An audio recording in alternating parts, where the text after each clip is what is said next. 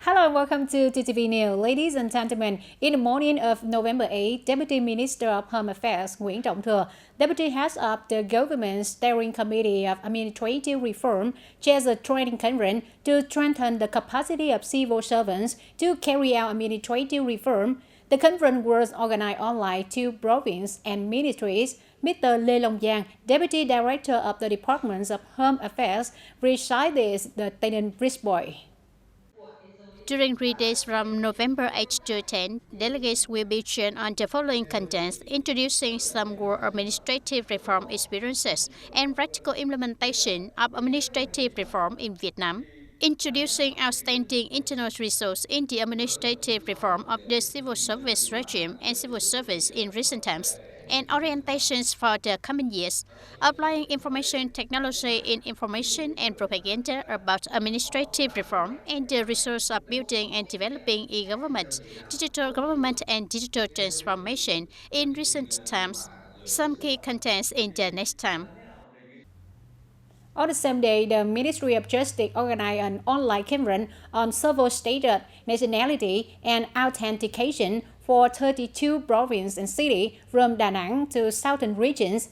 Attending at TayNinhTV, there were Mr. Nguyễn Minh Vũ, Deputy Director of the Department of Justice, and representatives of leaders of the Justice Departments, justice officials, civil status, and communes and works level in the province.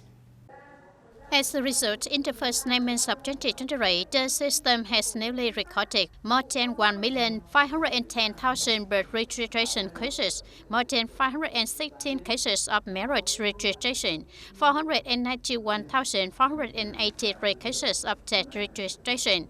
At the conference, the Ministry of Justice discussed and answered local difficulties and problems in the process of implementing the tasks of civil status, nationality, authentication, as well as improving the quality and efficiency of registration work, register and manage civil status, promptly update and remove obstacles in implementing project number 6. Mr. Mai Lương Khôi, Deputy Minister of Justice, requested the Department of Civil Status, Nationality and Authentication to summarize the opinions discussed in the conference, answer and remove difficulties and obstacles to continue effective implementation on civil status, nationality and authentication in the coming time. In the afternoon of November 7, the Military Command of TayNinh Province organized a summary of stationing and guarding work in 2023 and deploy mission directions for 2024. Colonel Ngô Thành Đồng, member of the Provincial Party Standing Committee, commander of the Provincial Military Command, chaired the conference. In 2023, the Provincial Military Command has closely coordinated with the Provincial Police, the Provincial Bodyguard Command, the 5th Infantry Division, and units standing in the area to organize briefings and practice combat plans according to decentralization, contributing to maintaining political security, social order, and safety in the area and station area. The forces announced and exchanged more than 500 pieces of information related to national defense and security. Military control forces have carried out more than 600 patrols. Local militia and self-defense forces have coordinated nearly 20,000 patrols. Military commands of bordering localities regularly practice combat readiness plans to protect posts, checkpoints, and stations on their border. In 2024, the Military Command of TayNinh Province will continue to coordinate with forces to organize stationing and guarding in accordance with Spirit of Directive Number 5 of 2012 of the Chief of General Staff and Official Dispatch Number 285 of 2023 of the Commander of Military Region 7 on strengthening the grasp of the political security situation, order and safety in the area, and protect bases and station areas. In the afternoon of November 7, 2023, in Hoa Hội Commune, Mr. Nguyễn Thành Phong, Provincial Party Committee member, Vice Chairman of the Provincial People's Council, and the delegate groups of People's Councils of the province and Châu Thành district, had a meeting with voters in communes of Hoa Hội, Hoa Thành, and Biên Giới. At the meeting, voters proposed a number of issues such as Hương Lộ 7 routes, Búa Lớn Hamlet area, the road from the intersection of Hoa Thành Commune to Lê Hồng Phong High School and the border belt road in Hiệp Bình Hamlet, Hoa Thành Commune have degraded, causing difficulties in traveling. Currently, the situation of cassava factories, excluding impurities in cassava plants, is still high, affecting the economy and income of farmers. Propose a solution to issue land use rights certificates to households living in the border area of Hippen Hamlet, Hoa Thanh, Camille. It is necessary to be a solution to collect waste from classrooms to contribute to protecting the environment. The functional branches receive and explain at the meeting. At the same time, it is recorded and forwarded to the authority for consideration and response to voters in the following context. In the afternoon of November 7, 2023, Standing Vice Chairman of the Provincial Appeals Committee Võ Đức Trong had a meeting to inspect and supervise the direction, administration, and organizations of implementation of the National Target Program on Sustainable Poverty Reduction and the Socio-Economic Development of Ethnic Minority Areas in Tây Ninh Province in 2023 in Tân Biên and Châu Thành districts. In 2023, Tân Biên district has a total state budget capital of more than 9 billion Vietnam dong to implement projects. By October 31st, 2023, it had only disbursed nearly 2.5 billion Vietnam dong of capital from the National Target Program for Socio-Economic Development in ethnic minority areas to implement investment projects of essential infrastructure, serving production and life in ethnic minority areas, and public service units of the ethnic sector and projects to care for people's health, improve physical condition and status of ethnic minorities, and preventing child malnutrition. In Châu Thành district in 2023, it is allocated a budget of more than 10.6 billion Vietnam dong to implement the National Target Program for Sustainable Poverty Reduction in the district, in which the district has disbursed funds to implement projects including livelihood diversification projects, poverty reduction model development project of more than 5 billion Vietnam dong. The project to support production development and improve nutrition is nearly 2.6 billion Vietnam dong, and the project to develop vocational education and sustainable employment is more than 1.8 billion Vietnam dong. The inspection and supervision team also noted difficulties and obstacles in the process of implementing policies and projects and some recommendations of localities. Mr. Võ Đức Trong has proposed that Tân Biên and Châu Thành districts need to review project beneficiaries and create favorable conditions for poor and near-poor households to access more capital from the Bank for Social Policies. Well-organized job exchanges in localities focus on industrial vocational training for rural workers, try to disperse on capital sources and bring efficiency. Heavy rains accompanied by tornadoes in recent days have caused much damage to property and groups of people in some localities. In Go Dầu district alone, initial statistics as of November 7, 2023 had 3 houses with roof blown off. 55-year-old children rose up project. More than 50 hectares of rice that was about to be harvested collapsed. The total value of damage was estimated at more than 530 billion Vietnam dong. Particularly in Bầu Tròn, Camille Go Dầu district, crops were seriously affected. Mr. Nguyễn Văn Dũng, Vice Chairman of Bầu Tròn Camille Committee, said that in the 230 hectare field in Hamlet 2 of the Camille, more than 50 hectares of rice have fallen and are difficult to recover. There are fields with several hectares coming to harvest. The rice top falls close to the field surface, while the water level in the field is still high, but the water rises very slowly. Many areas of rice have sprouted. The golden rices still on top are starting to bud. Traders do not buy. Many field owners decided to leave their rice fields unharvested. Although the economic and social situation is still difficult, there have been significant changes facing the situation of the tourism industry recovering.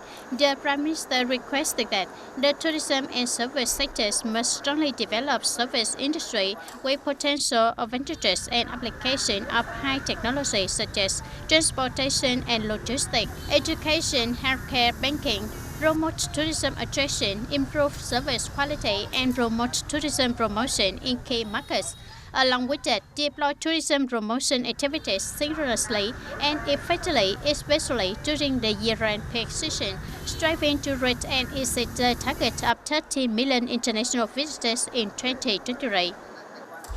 Tân Châu District Abuse Committee has just held a conference to announce the decision and recognitions of district-level outcrop brothers.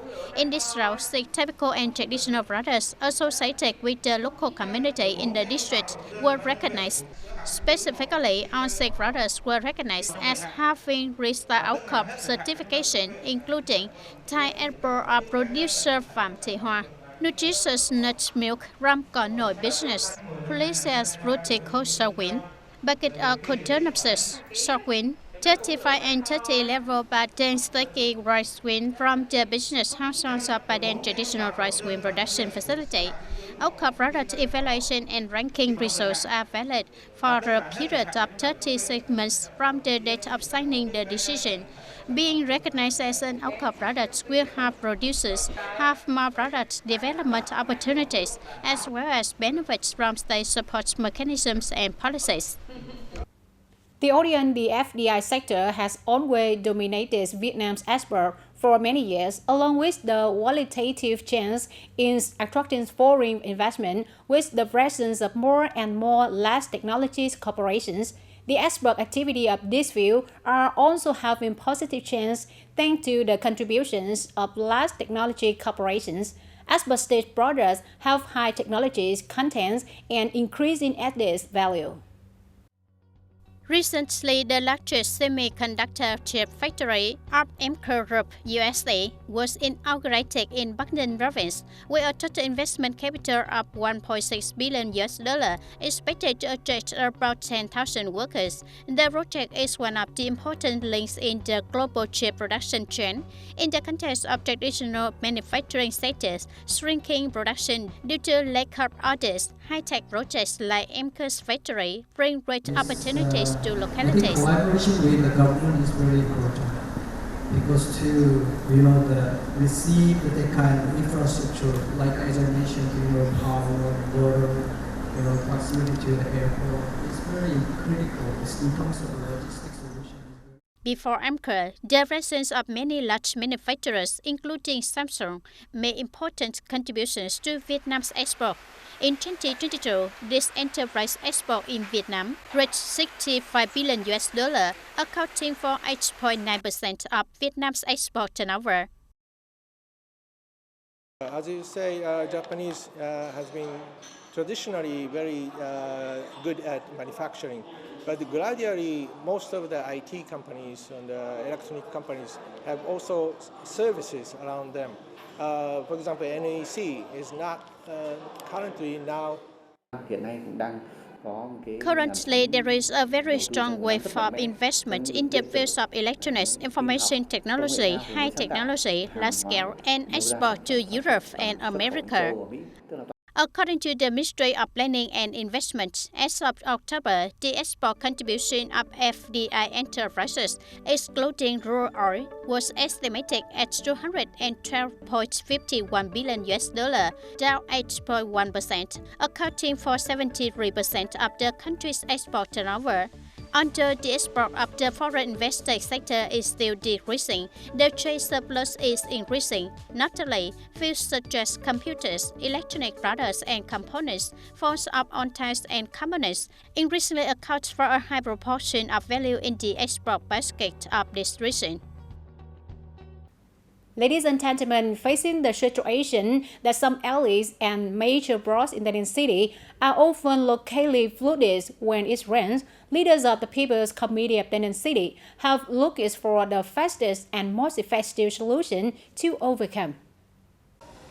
Whenever it rains, people living in the following areas: Alley 67, Cách mạng tháng 8 Street, both sides of Cách mạng tháng 8 Street, passing in front of the People's Committee headquarters of Hiệp Ninh World, households living in Alley 17, Trần Hưng Đạo Street, the area of Trần Phú Street passing through Tân Bình Khởi Miễu and Ninh Xuân World is suffering the flooding. In some places, the water flooded for more than a day before slowly receding. The question that people are asking now is, where are the sewers? The city committee has directed the authorities and People's Committees of Works and Commerce to review areas with local flooding to have timely solutions, facilitate travel for people, as well as stabilize people's life. For example, the area of Cách Mạng Tháng 8 Street in Rentop Hiệp World with small sewers cannot run water in time. Currently, the City Appeals Committee has coordinated with the provincial departments to consider overcoming the local flooding situation. From the direction of the leaders of the Appeals Committee of the city, the authorities coordinated with local authorities to implement drainage plans for flooded areas. First of all, there is flooding on Trần Phú Street, passing through Tân Bình Camille and Ninh Xuân Quế, the city. Firstly, temporarily draining water into the West Canal.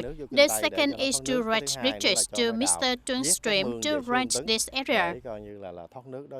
Currently, sectors are coordinating implementation. In LA 67 Cách Mạng Tháng 8 Street, flooded water not only affected travel but also turned daily life for people.